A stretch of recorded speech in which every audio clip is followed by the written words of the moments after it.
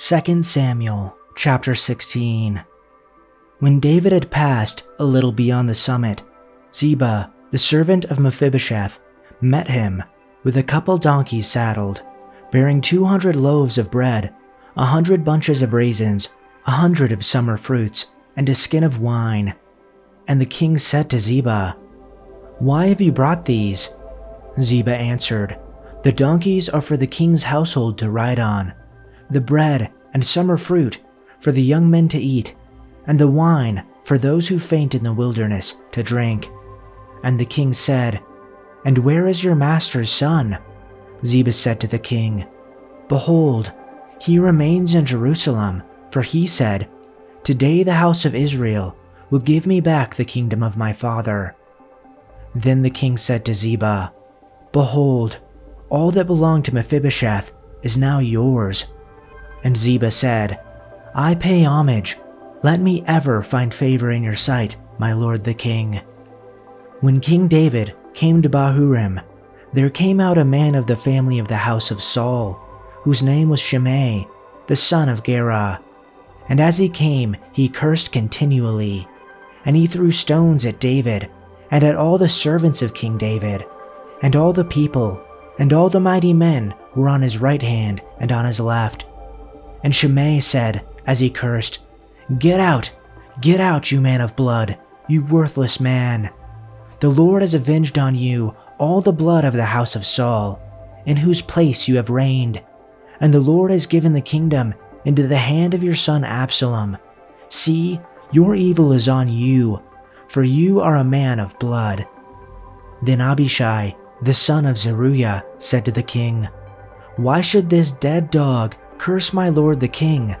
Let me go over and take off his head." But the king said, "What have I to do with you, you sons of Zeruiah? If he is cursing because the Lord has said to him, 'Curse David,' who then shall say, 'Why have you done so?'" And David said to Abishai and to all his servants, "Behold, my own son seeks my life. How much more now may this Benjaminite? Leave him alone and let him curse, for the Lord has told him to. It may be that the Lord will look on the wrong done to me, and that the Lord will repay me with good for his cursing today." So David and his men went on the road, while Shimei went along on the hillside opposite him, and cursed as he went, and threw stones at him, and flung dust. And the king and all the people who were with him arrived weary at the Jordan, and there he refreshed himself. Meanwhile, Absalom and all the men of Israel came to Jerusalem, and Ahithophel was with him. Then Hushai the Archite, David's confidant, went to Absalom and said to him, "Long live the king! Long live the king!" Absalom said to Hushai, "So this is the love you show your friend. If he's your friend, why didn't you go with him?" Hushai said to Absalom, "No, the one chosen by the Lord, by these people, and by all the men of Israel, his I will be, and I will remain with him. Furthermore, whom should I serve? Should I not serve the son? Just as I served your father, so I will serve you." Absalom said to Ahithophel, "Give us your advice. What should we do?" Ahithophel answered, "Sleep with your father's concubines, whom he left to take care of the palace. Then all Israel will hear that you have made yourself obnoxious to your father, and the hands of everyone with you will be more resolute." So they pitched a tent for Absalom on the roof, and he slept with his father's concubines in the sight of all Israel. Now in those days, the advice Ahithophel gave was like that of one who inquires of God. That was how both David and Absalom regarded all of Ahithophel's advice. Chapter 17. Ahithophel said to Absalom, "I would choose 12,000 men and set out tonight in pursuit of David. I would attack him while he is weary and weak. I would strike him with terror, and then all the people with him will flee. I would strike down only the king and bring all the people back to you. The death of the man you seek will mean the return of all. All the people will be unharmed. This plan seemed good to Absalom and to the elders of Israel. But Absalom said, "Summon also Hushai the Archite, so we can hear what he has to say as well." When Hushai came to him, Absalom said, "Ahithophel has given this advice. Should we do what he says?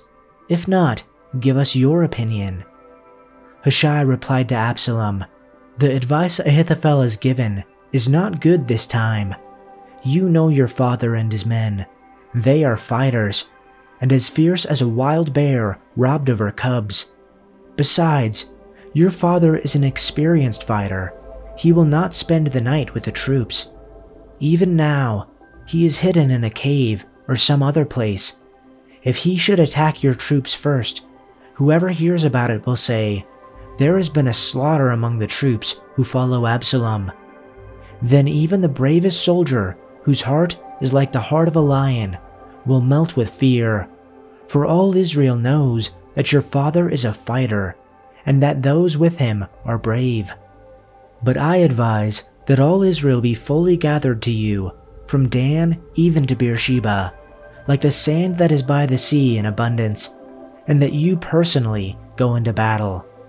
Then we will come to him in one of the places where he can be found, and we will fall on him just as the dew falls on the ground. And of him and of all the men who are with him, not even one will be left. And if he withdraws into a city, then all Israel shall bring ropes to that city, and we will drag it into the valley until not even a pebble is found there." Then Absalom and all the men of Israel said, "The advice of Hushai the Archite is better than the advice of Ahithophel." For the Lord had ordained to foil the good advice of Ahithophel, in order for the Lord to bring disaster on Absalom. Then Hushai said to Zadok and to Abiathar the priests, "This is what Ahithophel advised Absalom and the elders of Israel to do, and this is what I have advised. Now then, send a messenger quickly and tell David, saying, 'Do not spend the night at the river crossing places of the wilderness, but by all means cross over, or else the king and all the people who are with him will be destroyed.'" Now Jonathan and Ahimaaz were staying in Rogel, and a female servant would go and inform them, and they would go and inform the king, for they could not allow themselves to be seen entering the city. But a boy did see them, and he told Absalom. So the two of them left quickly, and came to the house of a man in Bahurim, who had a well in his courtyard, and they went down into it. And the woman took a cover and spread it over the well's mouth, and scattered barley meal on it, so that nothing was known. Then Absalom's servants came to the woman at the house and said, "Where are Ahimaaz and Jonathan?" And the woman said to them, "They have crossed the brook of water." And when they searched and did not find them, they returned to Jerusalem. It came about after they had departed, that they came up out of the well, and went and reported to King David. And they said to David, "Set out and cross over the water quickly, because this is what Ahithophel has advised against you." Then David and all the people who were with him set out and crossed the Jordan. By dawn, not even one remained who had not crossed the Jordan. Now when Ahithophel saw that his advice had not been followed, he saddled his donkey and set out and went to his home, to his city, and set his house in order, and hanged himself. So he died and was buried in his father's grave. Then David came to Mahanaim, and Absalom crossed the Jordan, he and all the men of Israel with him. Absalom put Amasa in command of the army in place of Joab. Now Amasa was the son of a man whose name was Ithra the Israelite, who had relations with Abigail, the daughter of Nahash, sister of Zeruiah, Joab's mother. And Israel and Absalom camped in the land of Gilead. Now when David had come to Mahanaim, Shobi, the son of Nahash from Rabbah of the sons of Ammon, Machir, the son of Amiel from Lodabar, and Barzillai the Gileadite from Rogelim, brought beds, basins, pottery, wheat, barley, flour, roasted grain, beans, lentils, roasted seeds, honey, curds, sheep, and cheese of the herd, for David and all the people who were with him to eat. For they said, "The people are hungry and exhausted and thirsty in the wilderness." Chapter 18. Then David took account of the people who were with him, and appointed over them commanders of thousands and commanders of hundreds. And David sent the people out, a third under the command of Joab, a third under the command of Abishai the son of Zeruiah, Joab's brother, and a third under the command of Ittai the Gittite. And the king said to the people, "I myself will certainly go with you also." But the people said, "You should not go out, for if in fact we flee, they will not care about us, and if half of us die, they will not care about us, but you are worth 10,000 of us. So now it is better that you will be ready to help us from the city." Then the king said to them, "Whatever seems best to you, I will do." So the king stood beside the gate, and all the people went out by hundreds and thousands. But the king commanded Joab, Abishai, and Ittai, saying, "Deal gently with the young man Absalom for my sake." And all the people heard when the king commanded all the commanders regarding Absalom.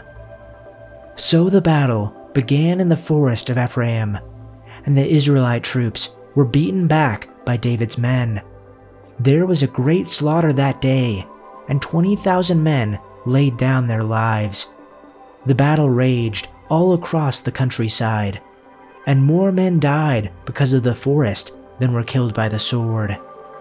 During the battle, Absalom happened to come upon some of David's men. He tried to escape on his mule, but as he rode beneath the thick branches of a great tree, his hair got caught in the tree. His mule kept going and left him dangling in the air.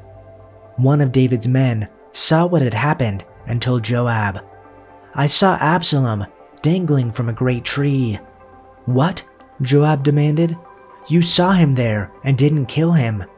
I would have rewarded you with 10 pieces of silver and a hero's belt." "I would not kill the king's son for even 1,000 pieces of silver," the man replied to Joab. "We all heard the king say to you and Abishai and Ittai, 'For my sake, please spare young Absalom.' And if I had betrayed the king by killing his son, and the king would certainly find out who did it, you yourself would be the first to abandon me." "Enough of this nonsense," Joab said. Then he took 3 daggers and plunged them into Absalom's heart as he dangled, still alive in the great tree. 10 of Joab's young armor-bearers then surrounded Absalom and killed him. Then Joab blew the ram's horn, and his men returned from chasing the army of Israel. They threw Absalom's body into a deep pit in the forest and piled a great heap of stones over it, and all Israel fled to their homes.